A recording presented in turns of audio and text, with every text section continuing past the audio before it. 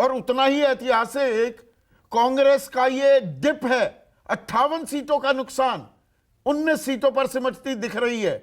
और तीसरी बड़ी बात, वोट बैंक में जो सेंधमारी की है, जो परंपरागत वोट बैंक, जैसा सुकेश भी कह रहे थे, अनुसूचित जनजाति में दूसरे नंबर की पार्टी बन गई है आम आदमी पार्टी। मुसलमानों के वोट बराबर बराबर बंटते दिख रहे हैं। पटेलों में भी वही हाल, ओबीसी में भी वही हाल। बिल्कुल चौंकाने संदीप वाले जी, हैं आपकी या बात उम्मीद ऐसी थी? बिल्कुल आपकी बात सही है। कहीं पे कांग्रेस की जो रणनीति थी उसके अंदर कहीं ओट आई है। उनकी जो बादाम थियरी थी वो बादाम थियरी कहीं चली नहीं है।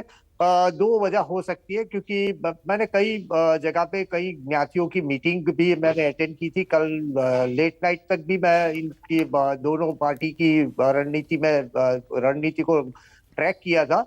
लेकिन ये आंकड़े बता रहे हैं कि वहाँ सभी जगह पे चारों खाने चित हो गई है कांग्रेस, जो आंकड़े जिस तरह से दिख रहे हैं और वो आंकड़ा अगर आता है तो ये गुजरात के इतिहास में सबसे बड़ा एक एक नया इतिहास बनेगा।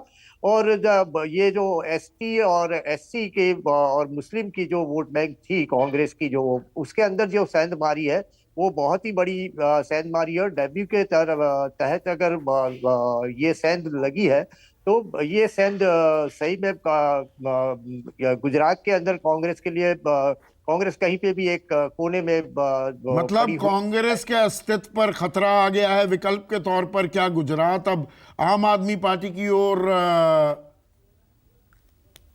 आशा भरी नजरों से देखेगा? क्या ये संकेत मिल रहे हैं?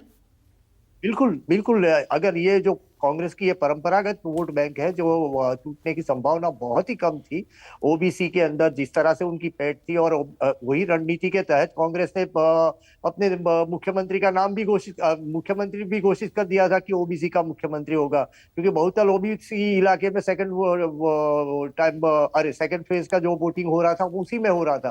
तो ये अगर ये इस आंकड़ों के जरिए एक बात तो साफ हो रही है कि कांग्रेस को लोग यहाँ पे और कांग्रेस के विकल्प सबसे के तौर पर। हैरान करने वाला, अनुसूचित जनजाति की एक बात, उनका आपको पसंद करना, और अकलियत, मैं मुसलमानों की भी बात करूं, जो अरविंद केजरीवाल बिल्किस बानो पर कुछ नहीं बोलते दिखाई देते हैं, हिंदू मुसलमान मुद्दे पर वो चुप्पी साधते हुए दिखाई दिए हैं, वो उस गेम में घुसे ही नहीं। कांग्रेस जबकि उनकी पैरोकारी करते साफ दिखाई दी, खास पिछले एक हफ्ते में वहां पर 44% कांग्रेस के साथ, 39% आम आदमी पार्टी के साथ।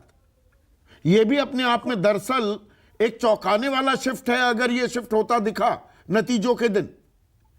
बिल्कुल, ये बहुत ही चौंकाने वाला शिफ्ट है, क्योंकि जब एक बार यहाँ मौलाना ने यहाँ पे जो मुफ्ती है यहाँ शब्बीर अहमद, उन्होंने खुद ने नमाज के बाद ये कहा था कि इस तरफ मतलब ओवैसी की तरफ नहीं जाना है, कांग्रेस की तरफ जाना है। ये बात उन्होंने इनडायरेक्टली बोली थी, तो उसका भी असर नहीं दिख रहा है। तो इसका मतलब ये हुआ कि कांग्रेस को एक किनारा करके बैठाने की सोच गुजरात की जनता के दिमाग में आ रही है।